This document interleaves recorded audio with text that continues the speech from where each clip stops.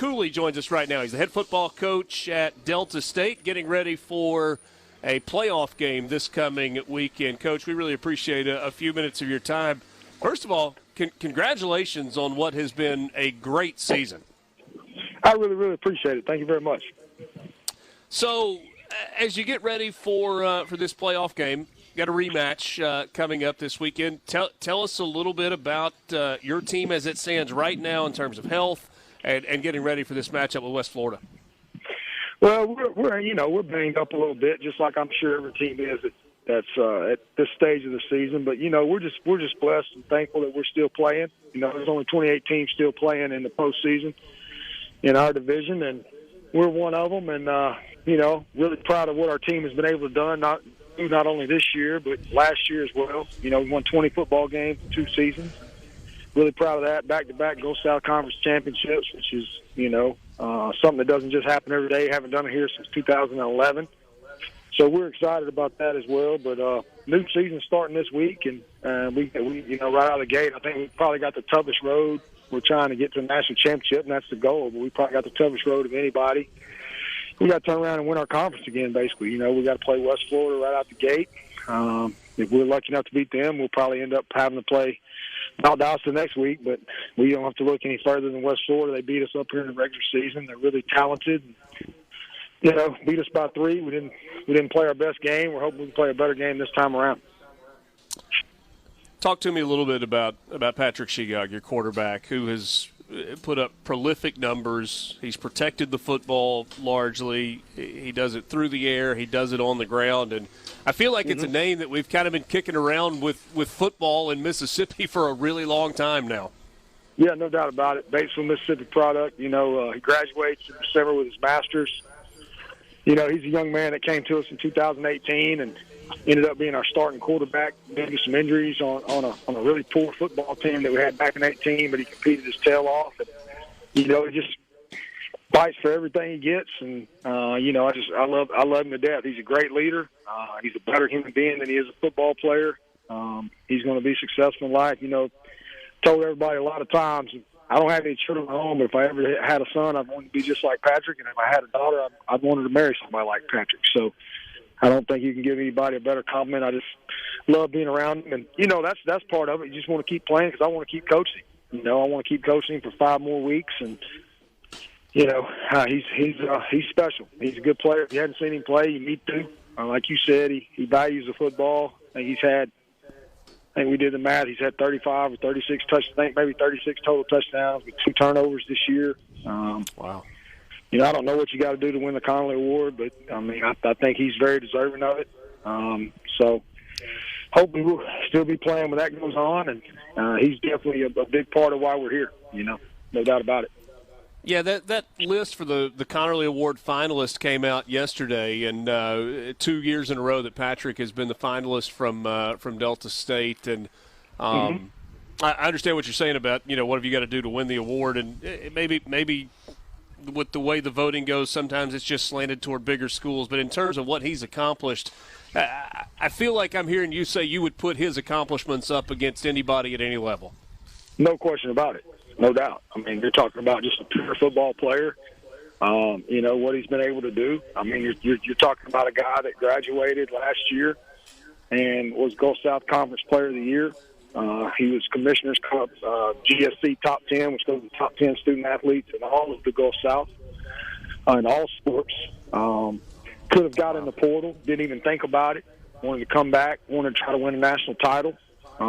He's the reason why people like me coach ball, is to be around guys like that. So I think his resume is better than anybody's that they put out there. And like you said, sometimes it turns into a popularity contest for the big schools. That's a shame because I wouldn't trade him for anybody on that list. I can promise you that. Todd Cooley visiting with us, head football coach at Delta State. Coach Kennison was on with us earlier today, and we talked to Mike a little bit about overall success of the department. And I'm curious to get your thoughts on something that I asked him. Delta State's been successful athletically in multiple sports for a really long time. Whether you want to go back to women's basketball or the success that's happened in baseball, the national championship in football, playoffs year after year. What do you think it is that allows that to continue? And obviously you'll have years where it's down, right? I mean, you mentioned the football season a couple of years ago. That happens. Oh, yeah. But yeah. in terms of long-term sustained success across a lot of sports, what is it that's the main contributing factor? I think it's you know, they have a saying around here that tradition never graduates, and I think, you know, we've got a lot of tradition here, and I think it's important not only to our university for athletics to do well, both on the field, on the court, in the classroom, but it's also important to our community, you know, and it's celebrated, and winners are celebrated here. And I think, you know, you mentioned it. I mean, you talk to the man that's leading the charge. I mean, Coach Kennison's a winner, and he's always been a winner, and he projects that through our entire athletics, you know, coaches, our entire athletic staff. And I think that's got a lot to do with it. You know, we got a strong administration. President Ennis is doing some unbelievable things here. He's been around. He comes to football games. He's traveled. You know, just a no nonsense kind of guy. That he's just a real person. You know, and he came the first time he came and spoke to our football team. I said, man, this guy's special right here. And you know, I just think that when you play here and you come here, it's hard to explain, but it's when you get here, you just kind of feel it. Like, hey, you're expected to win, and this is how you do it. And it's just the way we do everything. You know, it's a championship mentality. It's a championship culture, and that's just what you're supposed to do here. You know, so and then what I like about it is we do it the right way. You know, it's not a win at all costs. You know, Coach Kennison, and we do things the right way here. We don't have everything we want, but we got everything we need.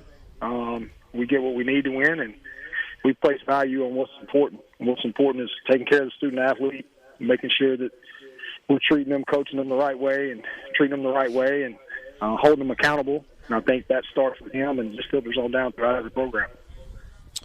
Visiting with Todd Cooley just for a couple more minutes. I'd like to talk about recruiting just for a second, if we could. We spend so much time talking about Ole Miss and Mississippi State. I think about what Will Hall has told us at Southern Miss about a focus on Mississippi.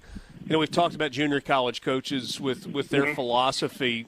When you're recruiting and building your roster, how do you approach it? What is your philosophy? Does it start in Mississippi, or is it different? It does.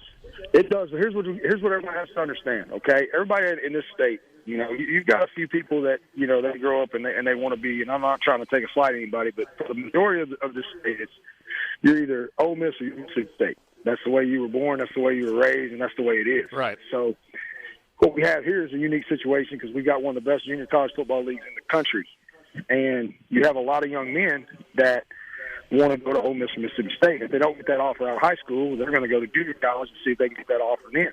So we know that going in. I mean, because what a lot of people don't understand is it's like, well, it's D2. Well, not anybody can play here. You know, Patrick Shegod coming out of high school, that's a unicorn around here. You know, he's a Mississippi kid that did not want to go to junior college. He already had a bunch of dual credits. You know, he had a 24 on ACT.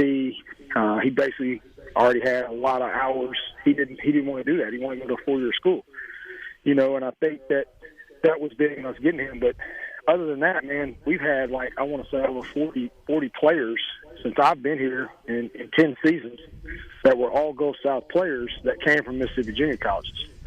And, you know, I don't like that saying, well, he's just a D2 guy. I mean, you come look at our roster. I mean, we got players. I mean, we got really good players. You know, we got a bunch of Division I transfers.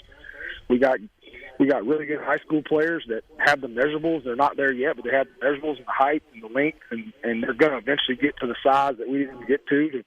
They can play on Division I rosters. There's no doubt about it.